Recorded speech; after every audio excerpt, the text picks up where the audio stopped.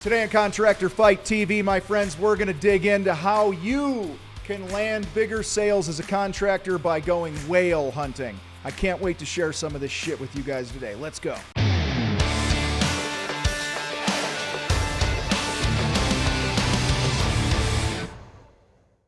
All right, my friends, not enough for you are on the attack. I'm telling you right now. In fact, we did a bunch of polls in 3 of our different groups online. And the number one thing everyone's griping and complaining about right now is not enough leads. Now, despite what's going on in the economy, whether there's a recession or not, doesn't matter. You control what you control. And when you do that, you won't have a leads problem. Or if you do, it ain't going to last very long. It's not going to be like you're in the desert with no water. Okay, it'll just be a shorter season of misery, all right, without your phone ringing. But there's so many things that you can do to prevent yourself from being in a low leads situation, and that is being proactive instead of reactive. And today I'm going to talk about being proactive when it comes to hunting whales. Now, what do I mean by a whale? I mean big money clients, residual work from people. Influencers, okay? So for example, if I'm a painting contractor, it might be picking up a remodeling contractor that's doing 40, 50 projects a year. That's a whale, okay? My one effort to build a relationship with that person leads to a shit ton of work. So I'm not necessarily just talking about going out and selling $1 million jobs, okay?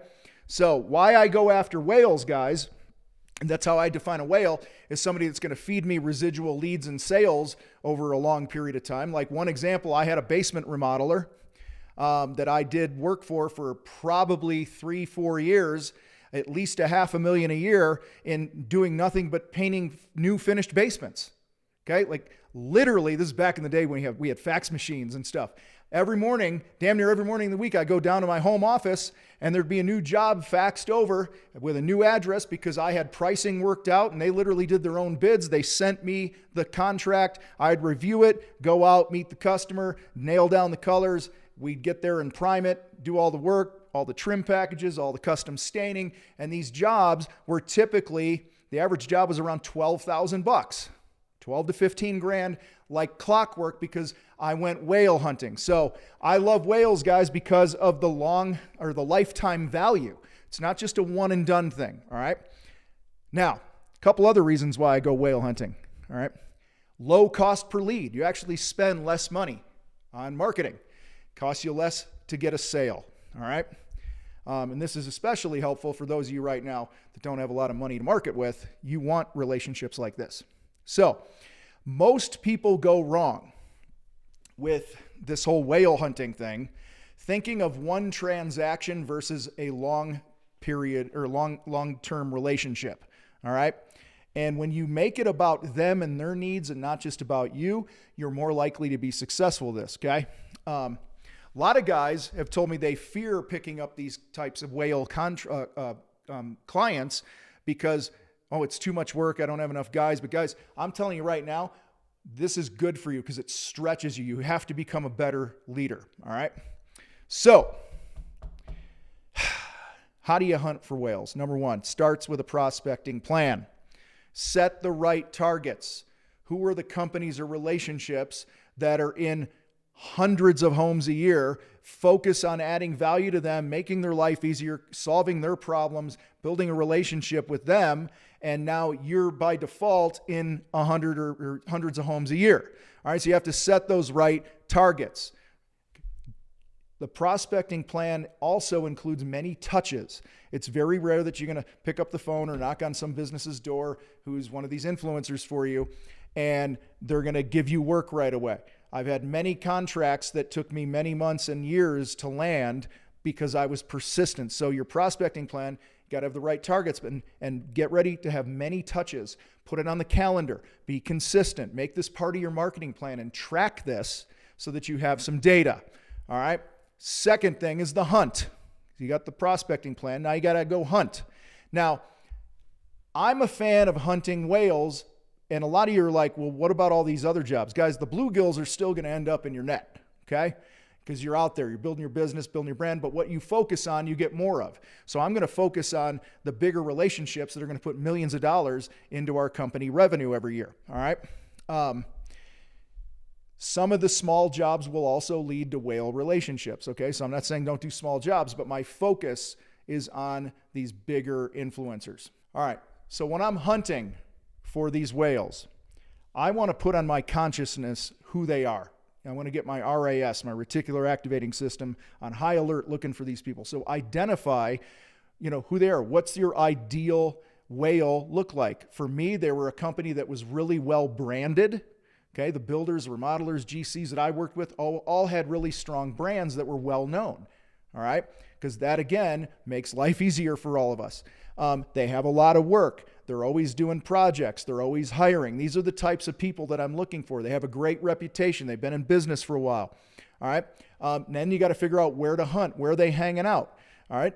Maybe you're going to find them online on social media. Maybe you're going to join some association where these guys are a part of.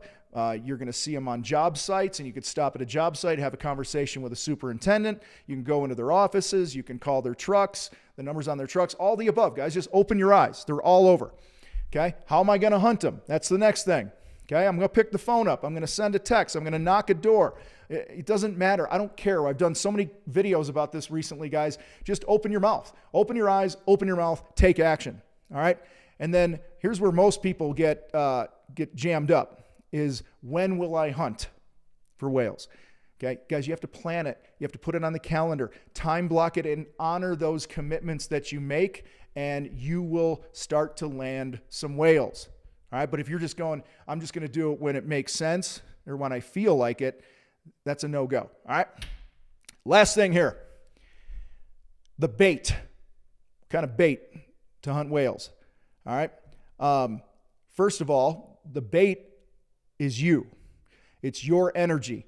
Are you your own biggest fan? Do you have confidence? Are you consistently showing up and not going away? You're playing with patient urgency, right? You have patience that it's going to take a while to land this relationship. We're going to be urgent about the things I can control of reaching out to these people and connecting and getting to know them. All right, your appearance, like I said, your energy. All right, guys, this is the starting point of the bait. Then you want to work on some word tracks, things that you say to help start the conversation. We get a lot of people like, I don't know what to say. Okay. Hey, listen, like the basement guy I called. Hey man, says you do basement remodeling on your truck. I literally called the guy as he's driving down the road.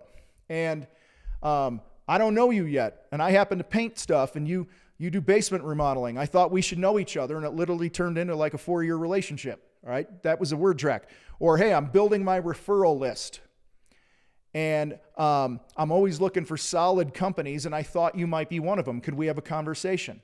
I'm in hundreds of homes a year as a painter or whatever. And people are asking me, hey, do you know an electrician? Do you know this? So that's kind of a way that you can reach out and meet other influencers. Hey, something as simple as, would it make sense for us to be a resource for each other? If you already have one of the trades that does what I do, that's cool, but doesn't hurt to have a deep bench team that if you're in a bind, okay? I just thought it might make sense.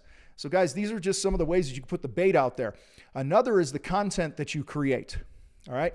What pains do your whales have, and what content and education can you create around that, showing that you are very aware of that pain and how to solve that pain for them, all right? And then you could share those articles with them. Or maybe you see a helpful article on sales or marketing or leadership, and you met Bill, the GC, a month ago, and you're like, how do I reach out to this guy again? What do I say to him? I just want to call. Hey, I met you. Hey, Bill, it was great talking at that event last month. I ran into this article on how to be a better CEO, man. I thought it might add some value to you. Here's the link to the article. Have a great day. Okay, guys, always be adding value. All right, so what do you do now? First thing you do is you sit down, you make a list of potential whales, like we talked about. Then you sit down and you time block the time that you're going to go reach out to them, and then you go do the thing that you plan to do. It's no more complicated than that. It's probably going to be a little inconvenient because success is inconvenient, but guys, you are playing the long game here. You're building your empire, all right? And when you land some whales, it makes it so much more easy to build a powerful and profitable company. Share this, like this, subscribe, whatever. I don't know what I'm supposed to say, but that doesn't matter. You get the point. We've done this enough times. You guys rock. I got to roll. I'm out.